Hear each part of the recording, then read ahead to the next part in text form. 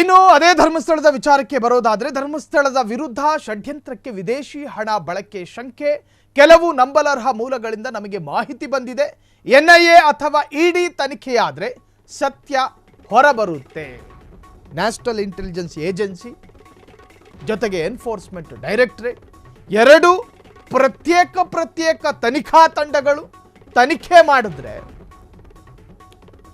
ವಿದೇಶಿ ಫಂಡ್ ಬರ್ತಾ ಇರೋದು ಪತ್ತೆಯಾಗುತ್ತಂತೆ. ನಂಬಲರ್ಹ ಮೂಲಗಳಿಂದ ಇವರಿಗೆ ಮಾಹಿತಿ ಇದೆಯಂತೆ.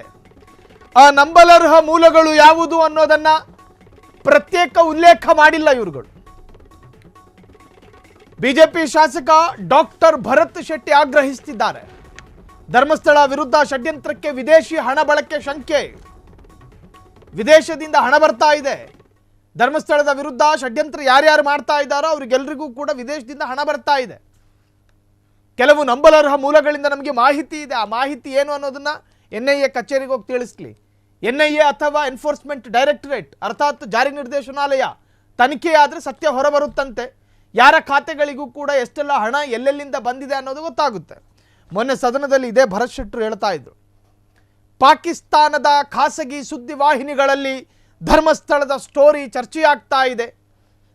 ಪಾಕಿಸ್ತಾನದ ಸುದ್ದಿವಾಹಿನಿಗಳು ಭಾರತದಲ್ಲಿ ಬ್ಯಾನ್ ಆಗಿಲ್ವಾ ಅಂತ ಹೇಳಿ ಇನ್ನೊಬ್ಬ ಸಚಿವ ಕೇಳ್ತಾ ಇದ್ದ.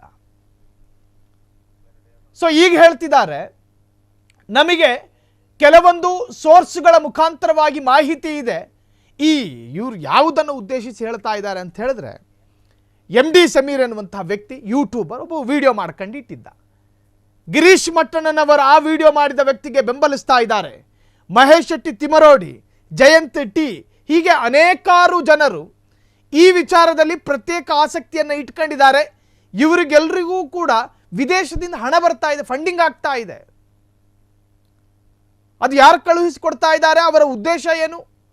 ಇತ್ತೀಚೆಗಷ್ಟೇ ಅವರೇ ಹೇಳ್ಕೊಂಡಿದ್ದು ಕಮ್ಯುನಿಸ್ಟರ ಹಸ್ತಕ್ಷೇಪ ಆಗಿದೆ ಇದಕ್ಕೆ. ಕೇರಳದವರು ಈ ಕೇಸ್ನಲ್ಲಿ ಯಾಕೆ ಪ್ರತ್ಯೇಕ ಇಂಟ್ರೆಸ್ಟ್ ತೋರಿಸ್ತಾ ಇದ್ದಾರೆ ಅಂತ ಹೇಳಿದ್ರೆ, ಕೇರಳದಲ್ಲಿ ಭಾಗಶಃ ದೇವಸ್ಥಾನಗಳು ಯಾವುದೂ ಇಲ್ಲ. ಅವರೆಲ್ಲರೂ ಕೂಡ ನಿರೀಶ್ವರವಾದಿಗಳು, ದೇವರ ವಿಶ್ವಾಸ ಇಲ್ಲದಲೇ ಇರುವವರು. ಹಾಗಾಗಿ ಕರ್ನಾಟಕದಲ್ಲಿ ಧರ್ಮಸ್ಥಳ ಅನ್ನೋ ದೊಡ್ಡ ಕ್ಷೇತ್ರ, ಸಾಕಷ್ಟು ಹಿಂದೂ ಭಕ್ತಾದಿಗಳು ಬರ್ತಾರೆ. ಸೊ ಆ ಭಕ್ತಾದಿಗಳನ್ನು ಇಲ್ಲವಾಗಿಸೋದಕ್ಕೆ, ದೇವರ ಶಕ್ತಿಯನ್ನೇ ಇಲ್ಲವಾಗಿಸೋದಕ್ಕೆ ಕೇರಳದವರು ಪ್ರಯತ್ನ ಪಡ್ತಾ ಇದ್ದಾರೆ. ಹಾಗಾಗಿ ಕಮ್ಯುನಿಸ್ಟರ ಲಿಂಕ್ ಇದೆ, ಹಾಗಾಗಿ ವಿದೇಶದಿಂದ ಹಣ ಬರ್ತಾ ಇದೆ ಅನ್ನೋ ತರಹದ ಸಾರಾಂಶವನ್ನು ವ್ಯಕ್ತಪಡಿಸಿದರು. ಸೊ ಯಾರ ಖಾತೆಗಳಿಗೆ ಎಷ್ಟೆಲ್ಲ ಹಣ ಎಲ್ಲೆಲ್ಲಿಂದ ಬಂದಿದೆ ಅನ್ನೋದು ಗೊತ್ತಾಗುತ್ತೆ.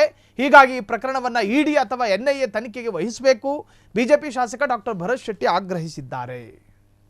ಕ್ಷಣ ಕ್ಷಣದ ಸುದ್ದಿಗಳಿಗಾಗಿ ಫ್ರೀಡಂ ಟಿವಿ ಸಬ್ಸ್ಕ್ರೈಬ್ ಮಾಡಿ, ಲೈಕ್ ಮಾಡಿ ಹಾಗೂ ಫಾಲೋ ಮಾಡಿ. ಹೊಸ ಸುದ್ದಿಗಳ ನೋಟಿಫಿಕೇಶನ್ಗಾಗಿ ಬೆಲ್ ಐಕಾನ್ ಮೇಲೆ ಕ್ಲಿಕ್ ಮಾಡಿ.